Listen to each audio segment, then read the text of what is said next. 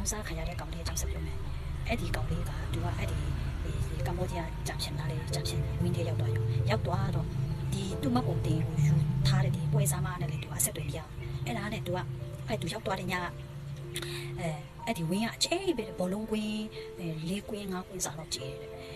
အဲ့ဒီကွင်းမှာရှစ်ထက်ကိုတိုက်တွေပေါ့တိုက်တွေအလုံး60 90အများကြီးပဲတဲ့အဲ့ထဲမှာသူ့ခေါ်သွားတယ်အလုပ်လုပ်ဖို့ပေါ့ခေါ်သွားတော့သူ့ဒီချပြန်ငွေလိမ်ကိုင်းဒီတခုပြီးတခုလောက်ခိုင်းတာသူကတရုတ်စကားကိုရတယ်အဲ့နဲ့သူ့ဖုန်းနဲ့ဆက်ခိုင်းတယ်သူကမလုပ်နိုင်ဘူးလို့ပြောတယ်ဒီအစားချင်းသူဒီပွဲစားလူတွေမှာခေါ်တဲ့ချိန်သူ့ဘယ်လိုခေါ်လဲဆိုတော့ဒီကမ္ဘောဒီးယားကဒီလောင်းကစားရုံတွေမှာဒီ security လုပ်ဖို့သူ့အဲ့လိုမျိုးနဲ့ link ပြီးခေါ်လာတယ်အဲ့ဒါနဲ့ဘယ်လိုဖြစ်လဲဆိုတော့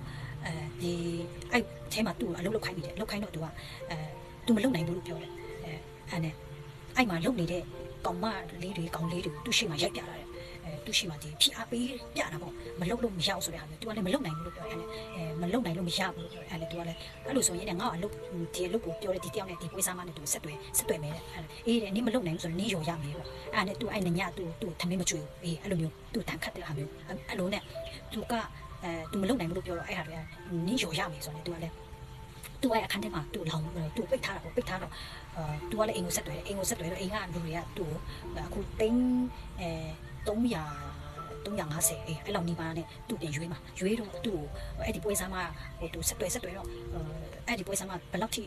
စောက်ကျင်ရုပ်လဲဆိုရင်သူဘယ်လောက်ဆက်သွယ်သူမဆက်သွယ်တော့အဲ့ဒီပွဲစားမကိုသူက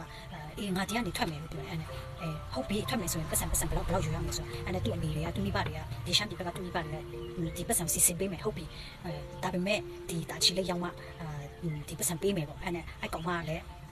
ညှိလိုက်ရောညှိပြီးတော့မနေ့တော့မနေ့ကနေသူ့ခေါ်လာတယ်အဲ့ဒါမနေ့တော့နေ့လေပါအဲ့ကောင်မလာတဲ့အဲ့ဒီပွဲစားလူလေးမကလာပြီးမှသူ့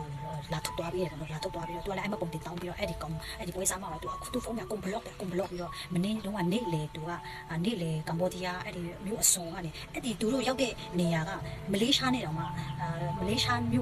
နဲ့ဆိုတော့မသိဘူးဟိုကတိတ်မဝေးတော့ဘူးတဲ့အဲ့လောက်ထိအစုံပဲရောက်သွားတာတဲ့အဲ့နဲ့အဲ့ကနေနေ့လေ12နာရီကျော်လောက်ကနေသူကထွက်လာပြီးတော့ဒီမနေ့သူဒီထိုင်းနယ်စပ်ကိုရောက်လာရောထိုင်းနယ်စပ်ကဘက်ကနေဒီနေ့လေကျတော့သူကဒီဘန်ကောက်ကိုရောက်ရောအခုသူကဘန်ကောက်ကနေဒီတာချီလေးကိုလာဖို့သူကအကုန်လုံးလုပ်ထားပြီးပြီအခုသူမိဘတွေကသူ့ပတ်စံနဲ့ပြန်ထုတ်ပြီးမှသူကပြန်ဒီကနေသူကထွက်လာရတာပေါ့နော်ပြောလို့ဆိုရင်အဲ့ဒါပါပဲ